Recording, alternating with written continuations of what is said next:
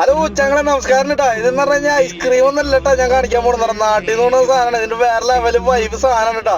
ഇതെന്ന് പറഞ്ഞാൽ കണ്ടാ മനസ്സിലാകുന്നു. ഞങ്ങളവിടെ കൊടംപുളി എന്ന് പറയട്ടാ. നമ്മളെന്ന് പറഞ്ഞാൽ ഇത് ഭയങ്കര നൊസ്റ്റാൾജിയ എന്ന് പറഞ്ഞു കഴിഞ്ഞാൽ നമുക്ക് കളിക്കാനൊക്കെ പോകുമ്പോ പാടത്തൊക്കെ കളിക്കാൻ പോകുമ്പോ പാടത്തിന്റെ സൈഡിലൊക്കെ ഇങ്ങനെ ഉണ്ടാവും.